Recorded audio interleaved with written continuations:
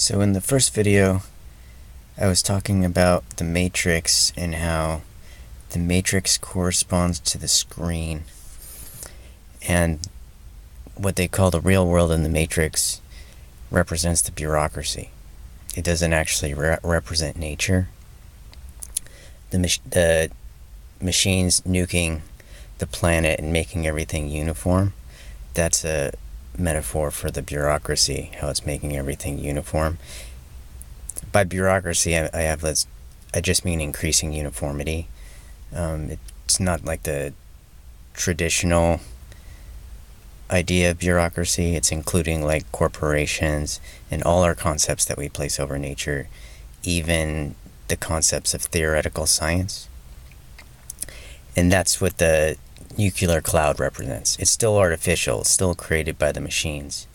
So when Neo and Trinity in the Matrix 3, they briefly pierce the nuclear cloud and they see sunlight for the first time, that's just like the going out of Plato's cave for the first time. And that represents the natural categories, the categories that come before the bureaucratic categories, including the categories of theoretical science.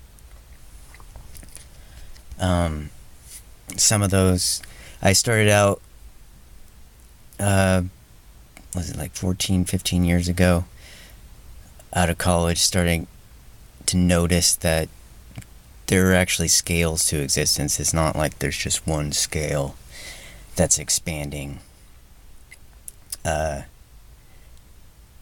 So like, and all the scales come with 3 parts. And like the easiest examples, there's actually 36 scales, and they're broken into 6, and then those are grouped in each. Well, let me try to explain. So you have like abdomen, thorax, and head, and then you have one down, you have organ system, organ tissue, and that's a pair of scales. And then there's another pair below, which is the outer cell, the inner cell, which you might call the nucleus, and then there's a nucleolus, which is like a really huge macromolecule. So you can see this theme of like combination of units, and then like one big unit. And then the next scale down below that in the pair is the network of quaternary structures, and then a quaternary structure, and then within the quaternary structure you have a modified tertiary protein, and that whole thing makes a pair. And the next pair of scales down, we have the primary, secondary, and tertiary folding of the protein. And then another scale down, we have the transcription of exon, gene, and the promoter sites for transcription. And so that makes another pair. And so then there's 3 pairs. You have 6 scales, and that makes a hyperscale. And then there's 6 hyperscales. Each hyperscale has 6 scales, or 4 and 2, because they're grouped into a 2 and 1. Another thing is, even though the scales, like the cell divisions, even though it's like a combination of units, another smaller combination of units, and then within that a big unit, it's grouped by kind in one way, and it's grouped by location in the other way, because the nucleus and the nucleolus are like grouped together in a sense, and then the nucleus and the outer cell are grouped in another sense, in a conceptual sense. I know it's hard to visualize what I mean by that. So the next hyperscale down is the inorganic hyperscale. I just described the organic hyperscale. There's actually, there's an inorganic, which has 6 scales, then there's the organic hyperscale that has 6 scales, and then there's a perception hyperscale, which has 6 scales, then a conception hyperscale, which has 6 scales, and it explains all what language is and stuff like that. And then there's an intergalactic and an extragalactic scale. So in the inorganic hyperscale, if we started from the bottom, we would have the mass charge and the spin of what I call a symbolic mass, like an electron. And then the next scale up is 3 quarks, the 3 mass quarks that make up a baryon. And then those 2 scales make a pair. And then there's the atom, where you have the doublet of like a proton and a neutron, and then you have the nucleus, and then you have the outer electrons. And you can see the unit, combination of units thing going on there. And below that scale, you still have the quantum numbers. The radial quantum number, the L quantum number, and the M quantum number. And don't worry about that, but just know that that scale is there. So that's that pair of scales. Then above that, you have the phosphate, sugar, base thing, molecule, and those fit into a codon. That's the next scale. So you have the phosphate, sugar, base nucleotide thing, molecule, they're like rings. And so it's like a unit and 2 rings. And then those compose codons.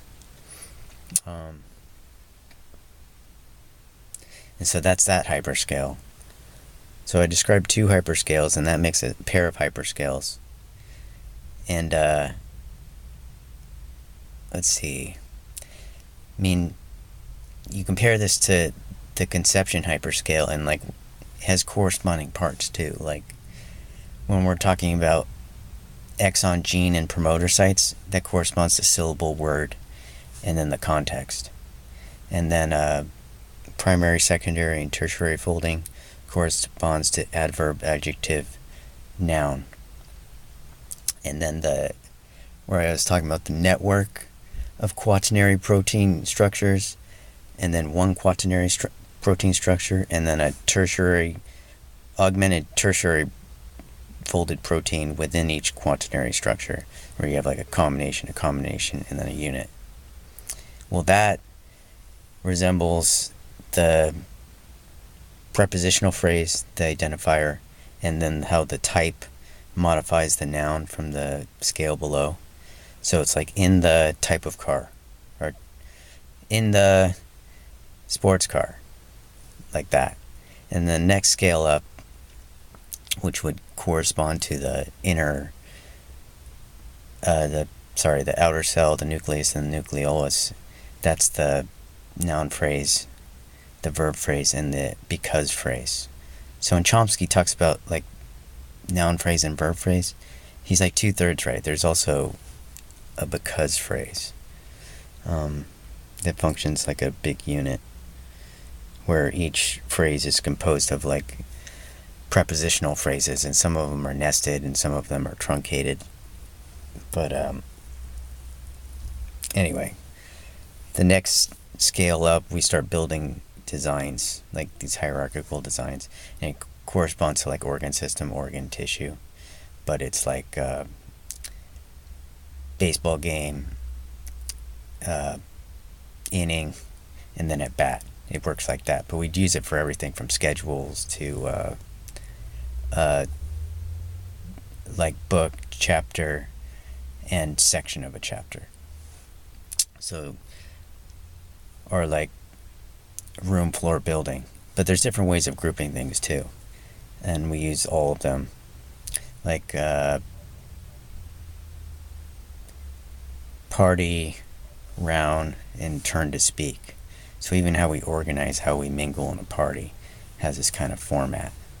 Anyway, and so the next scale up is where we're comparing, where we have what we've done, and then what we have others have done on our team, and then comparing to the other team.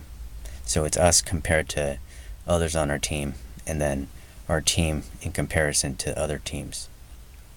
And so you can see how that's connected to a baseball game.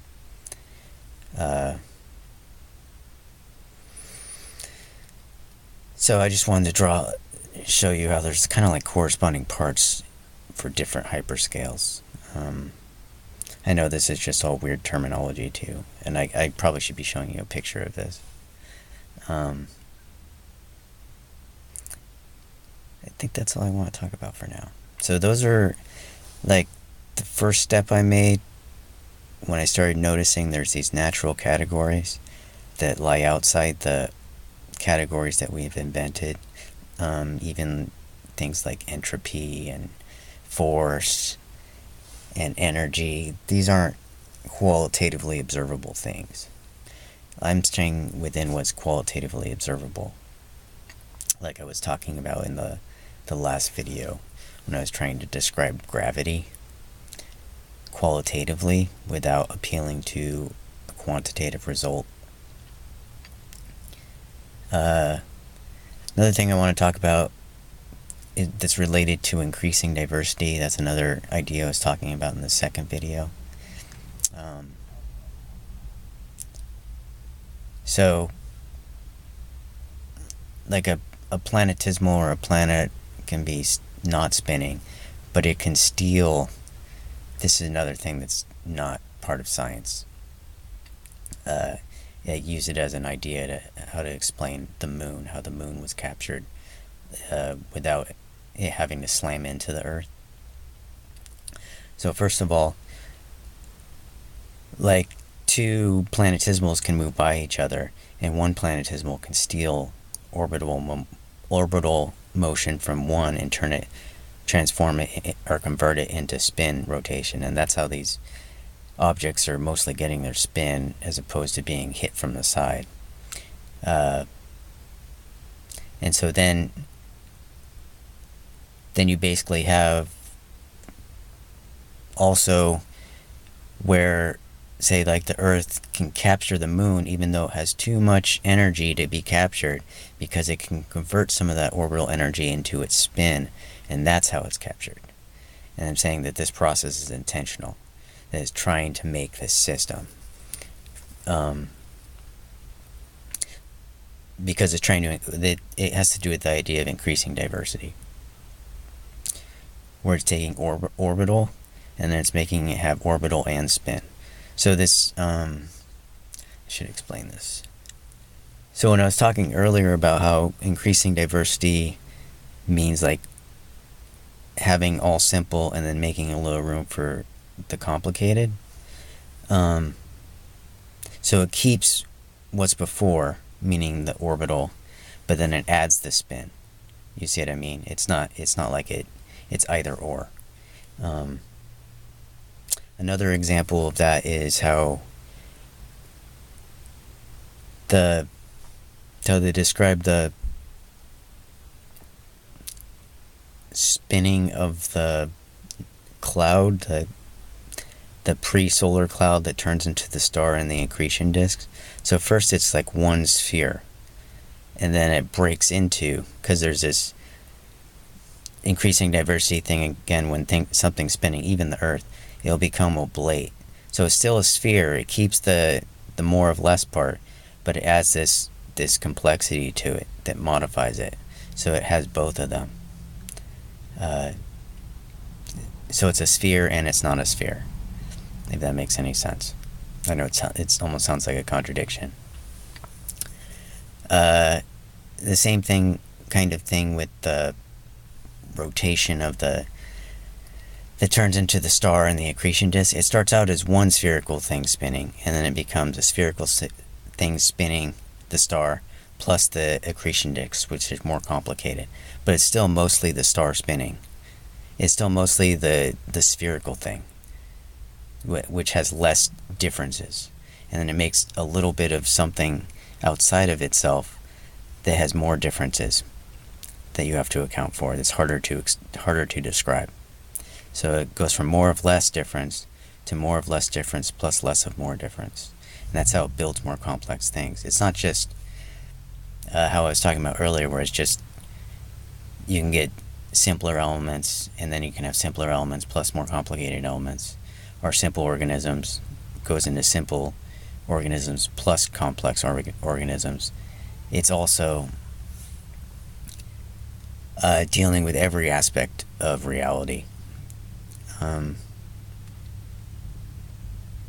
that's what I want to talk about for today. That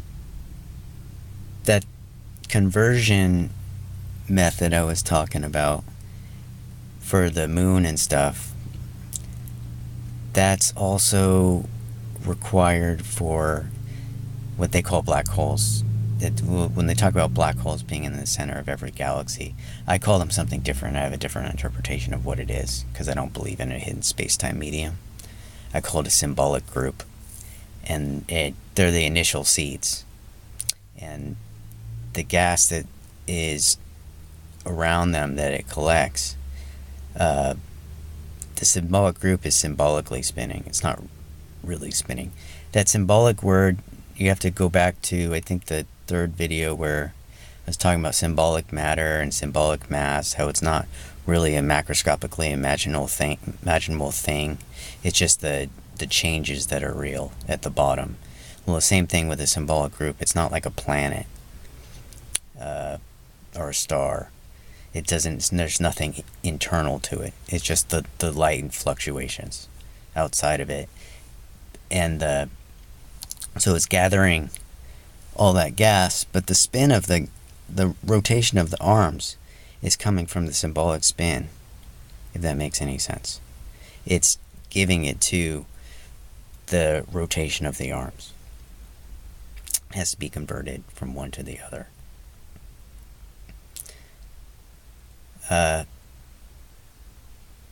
So that you have spin and orbital. The other thing about, they talk about dark matter. Dark matter is trying to preserve like Einstein's theory, and really when Einstein or Newton are talking, they're talking about a matter of degrees. They're not talking about, you forget about the hidden space-time medium, and it's just like a slight little mathematical difference, and they're leaving out other effects, like I was talking about how it captures the moon. They wouldn't like that because it's separated from the just gravity. So that's why they invent dark matter, because they can't explain things like why the distribution of motion for all the stars, or all the clusters of stars within each arm, they're the same for the outer arm as the inner arm, and so they invent dark matter to try to account for that. And you see, the dark matter would have to be strategically placed for each galaxy, and it still would behave like Einstein's theory. See, they're trying to make it so they don't have to augment or supplement Einstein or Newton by inventing dark matter, when instead they can take other principles into account that will explain why different scales behave differently. Because also they tend to try to explain things by analogy. I think that's all I want to say for now, but they do use that. I'll talk about that later. All right.